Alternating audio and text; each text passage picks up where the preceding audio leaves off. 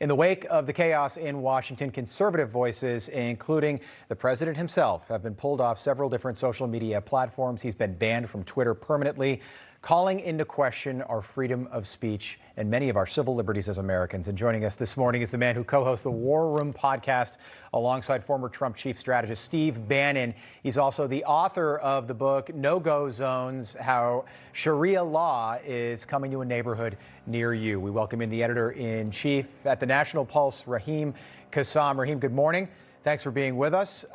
First of all, tell us why you guys were pulled off YouTube.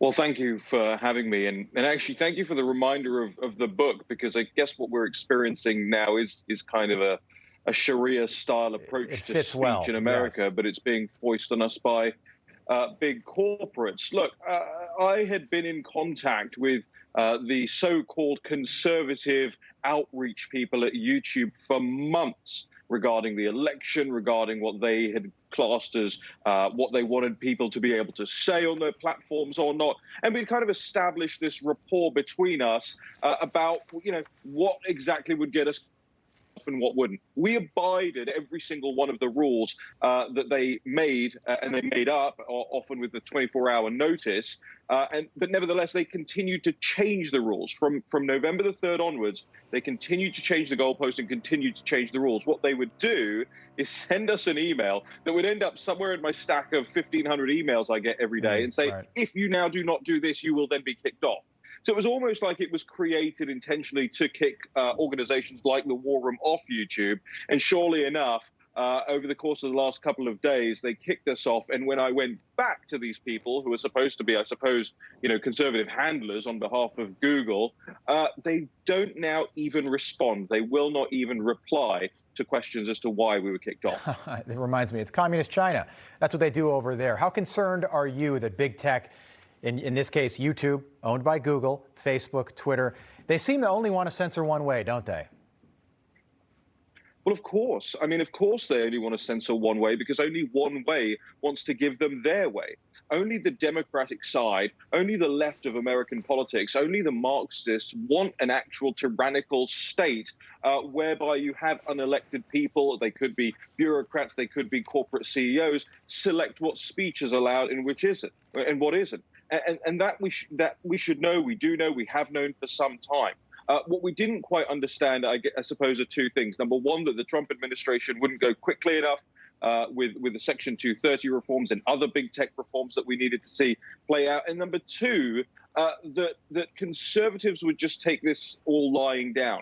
Now, I'm pleased to say that clearly they're not. Clearly people are innovating. Clearly people are creating. Clearly people are disintermediating their way around the censorship. And I actually think in the long run, these sorts of antediluvian measures can be a good thing for conservatives, because it forces us out of our armchairs and into places where we innovate and create and get around these things. And you see that taking place all over the place right now. Parler, Clout Hub, all of these different places. And also what it's doing is it's imbuing a sense of civic patriotism back into people, that they actually now go up and seek out the information that they're looking for rather than expecting it to come to them. So again, it's killing a lot of passivity out there. So let the big tech people have their day, I say, because in the long run, I see a much more vibrant, and I know a lot of people are down right now, so this is me trying to give them hope, a lot more vibrant and active conservative movement out there. The president, making the case that the president was trying to incite violence is challenging on multiple fronts. First of all, no one is a mind reader, so the legal case would fall apart based on that. But for anyone who's never been to a political rally or heard a politician speak before a crowd, the whole point is to get the crowd fired up on some level. But we just played the soundbite there for you. Now, you can listen to that and try and interpret it any way you want. But I looked into, we keep talking about repealing Section 230. The law was written originally back in 1996. This is before the internet that we have today. Here's the exact quote. It gives companies the power to, quote, remove obscene, lewd, lascivious, filthy, excessively violent, harassing, and or otherwise objectionable behavior. And that's the vague language right there. Because of those words, otherwise objectionable behavior, these companies can do whatever they want. Oh, yeah, that's exactly right. And I think you're incredibly right to play that clip. That clip is the all-important part as the Democrats ramp up their effort to impeach again. And remember, this isn't an impeachment aimed at removing a man from office necessarily. This is an impeachment aimed at stopping him running for office again in 4 years' time, if that's what he so chooses. And the incitement part is really interesting because I noticed that very few people have bothered to go and do the maths on this.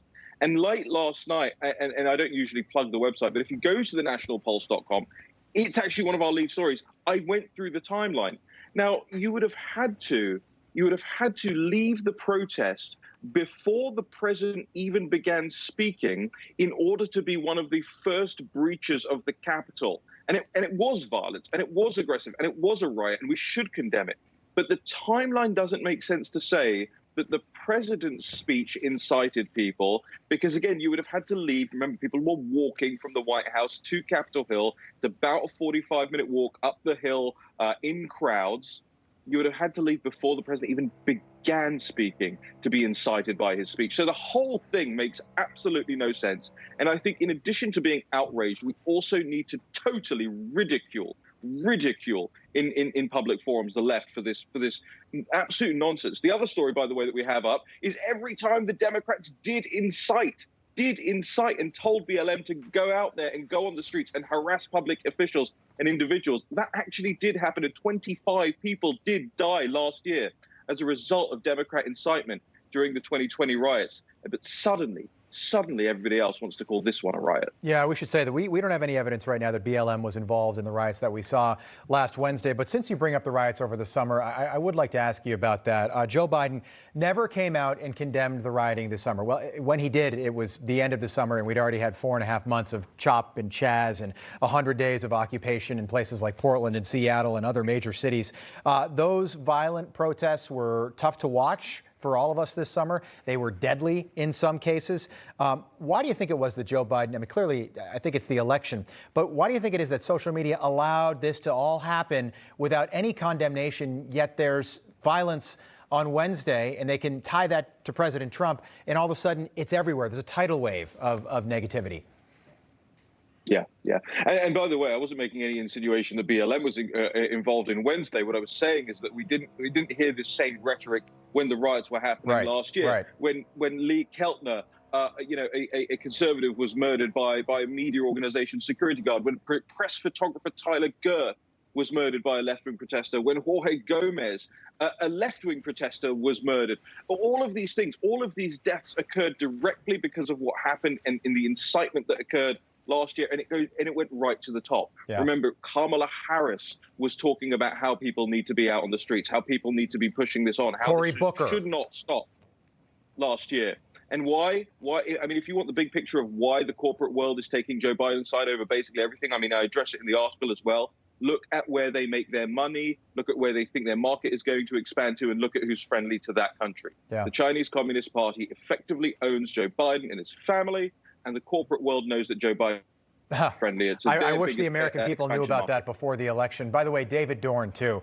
He was that former police officer in St. Louis, the 77-year-old man who tried to break up people who were breaking into I think it was a pawn shop. He was killed over the summer, and no one talks about that. You know, of course, that's not on message, so we won't mention that. Raheem Kassam, thanks so much for your time. We appreciate it. Thank you.